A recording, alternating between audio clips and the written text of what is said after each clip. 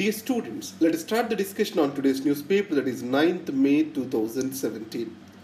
A triumph for French liberalism.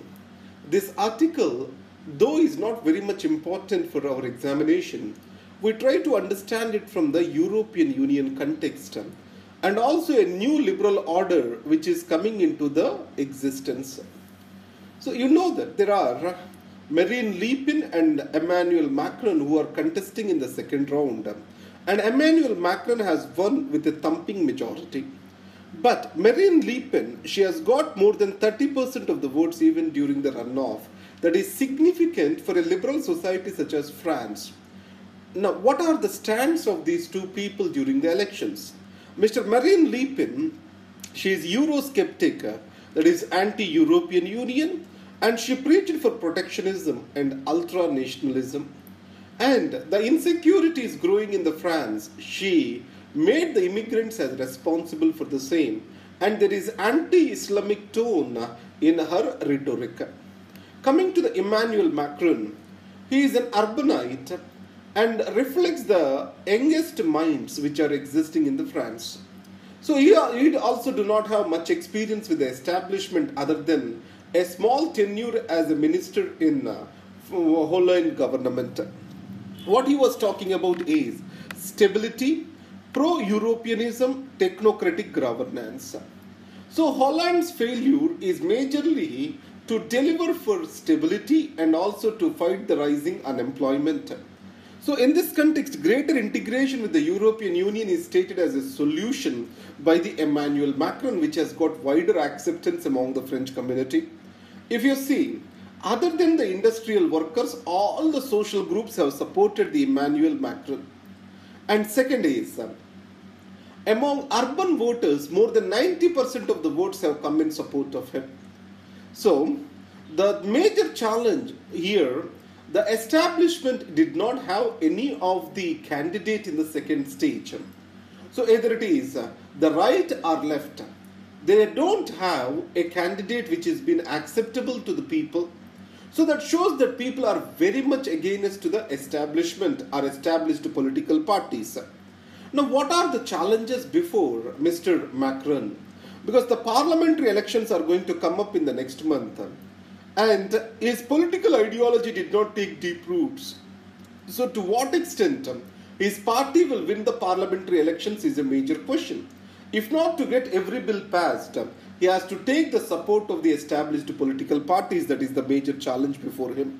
Now, why is it called as a triumph to the French liberalism? From 1970s onwards, a new French liberal order is growing, especially with the growth of young population. What it is talking about is a French or France which is open to liberalism from the other places, and that is openness to the non-French ideas, reform of the state, accepting the new economic order, and promoting the plural character of the society. So these are the important features of new liberal order in France. So these Emmanuel Macron has reflected these liberal ideas. That's why it has been stated as a triumph for the French liberalism. And the next is coming to digital South Asian identity. Now, India is not the country in South Asia which is trying to create a digital identity, because every government wants to understand the dynamic patterns which are happening around related to urbanization and also data consumption by different people, inequalities, changes in social structure.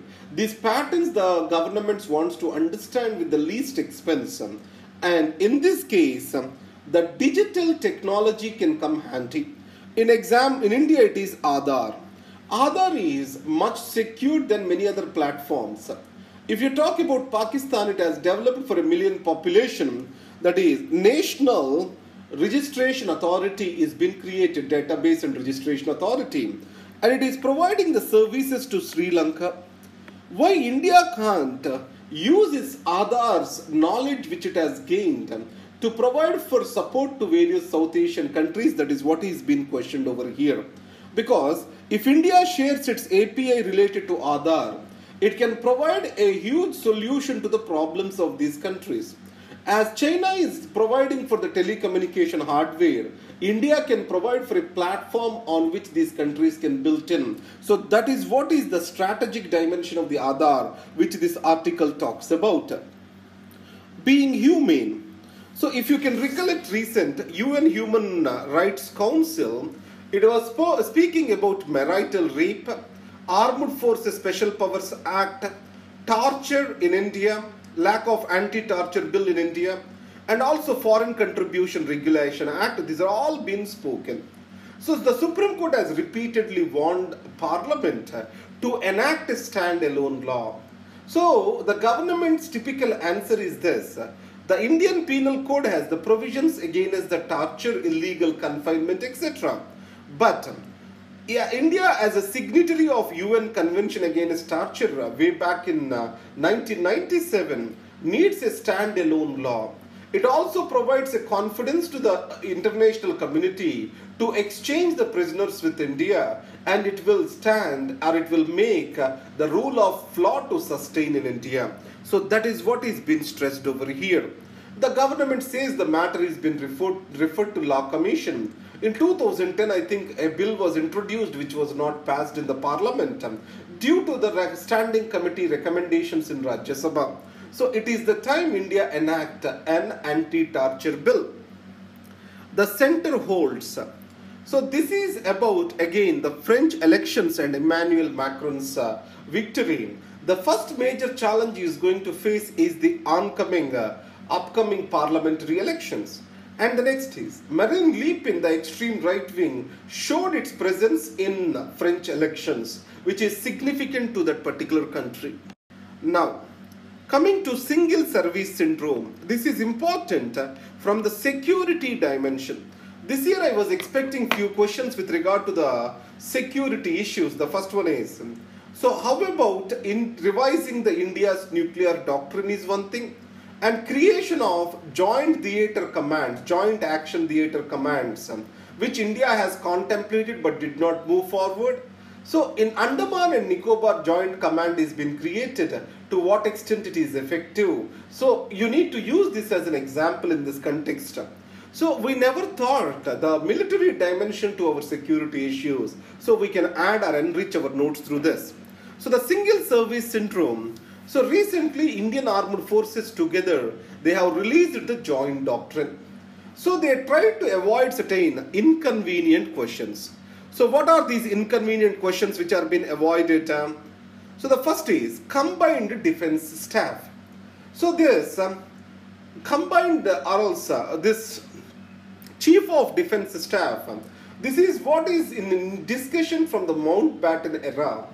After the Kargil war, we have created the integrated defense staff, but there is no talk about the CDS.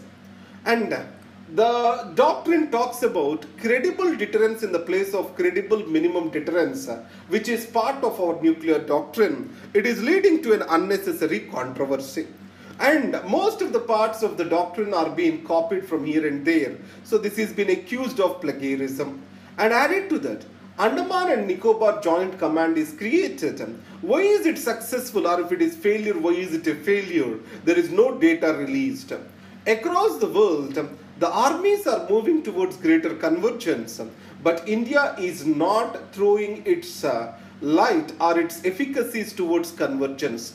It is just talking about the convergence at the operational level rather than creating the convergent operational forces, the convergent theatre commands. If you talk about China, China is reducing its army and trying to modernize its army based on convergence. So India also has to look for the same. Now let's go to the news. HC verdict favoring Lalu set aside. So the Jharkhand High Court, it has stated that as the fodder scam is one single scam.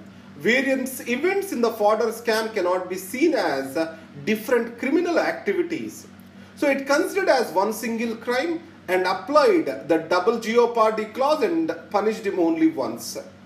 So the Supreme Court has stated that when multiple laws or multiple activities are committed in a series of events under a common scam, they have to be dealt as the series of activities or crimes rather than addressed as one single crime. It means double jeopardy says a person cannot be punished for the same crime twice. So in this context, if we see them as different criminal activities, it means that he may get punishment for each and every activity. So the Jharkhand High Court has stated here that all the activities related to fodder scam as one single criminal activity, which has been dismissed by the Supreme Court. And the second aspect is, the CBI is a political instrument in India, there is no doubt about it. So in this context, as Lalu was the part of the UPA government, the CBI delayed in filing an appeal before the Supreme Court, and the Supreme Court wanted to make the CBI accountable, the CBI director accountable for this delayed filing. And then the Kannan story is going on. So this Kannan story, it takes the matters next to judicial accountability. In India, the judicial accountability is only with regard to, only the provision we have is the removal of the judges, which is a laborious process, which is a quasi-judicial function of the parliament. So that's why National Judicial Accountability Bill, which was pending in the parliament, now it got lapsed. Why can't it be enacted so that minor punishments can be indicted against the judges for their wrongdoing? Now, let's go to the next page. So China offers to rename OBOR to LA Indian Fears. So Belt and Road Initiative, and this meeting is going on in China, and India has not confirmed or rejected the invitation. So in this context, Chinese ambassador says that it is even willing to rename the China-Pakistan Economic Corridor to LA the Fears of India. So India has raised the sovereign concerns against the CPEC. So in this article, he also spoke about what has to be done to improve the India and China relations. One is to sign a treaty of cooperation, and then he also speaks about early closure of the boundary dispute and free trade agreement, and finally greater connectivity between the countries. These are the things. And aligning the border, that is Belt and Road, with India's Act East policy. These are the solutions which are being given by Mr. Lu. And then let's coming back to the other issues. Act tough against the Maoists, the states were told. So in this context, various suggestions made are, the Money Laundering Act shall be made tightened so that the money flows to the Naxals can be stopped. And also there has to be greater coordination between the state and the central forces, which has been enlightened. And also intelligence agencies, they have to work in very much of, or else shadow intelligence officers need to be deployed, and intelligence collection has to be improved. These are the various things which are being spoken about. Another concern expressed by the states is this. So much of the funds which are being provided by the center before are being withdrawn now. These are the special infrastructure scheme, integrated action plan, all these are being withdrawn, the support is being withdrawn, and it has become the state's responsibility. So that's why states have requested the centers to increase the finances for anti-Naxal operations and development of infrastructure in the Naxal affected areas. Now let's come to the social media. So Mr. Sam Pitroda says the social media is misused to propagate lies and hatred. That is what is Pitroda's opinion. So, but what is the point which I liked about this article is, so he says that there is a lot of pending cases which is a major problem in India, and added to that, the age-old processes, these are delaying the decision making today. So we have to improvise these age-old processes. Before computerization, we have to undertake the business process re-engineering. That's what he is emphasizing. And added to that, how the social media is becoming a tool to spread the lies. That is where the concern is being expressed over here. And another thing is, why the startup culture is not growing in India. So what happened to the 10,000 crore startup fund which was created by then the UPA government? For this, the 10,000 fund is related to India Inclusive Innovation Fund. So here, there is no risk capital. And without risk capital, the startup support cannot take place. And bureaucracy is not trained to handle the risk capital. So these are the things which Mr. Sam Pitruda was talking about today. And I think from tomorrow I will be giving back the notes to you. And thank you very much and all the best. And finally, these are the news.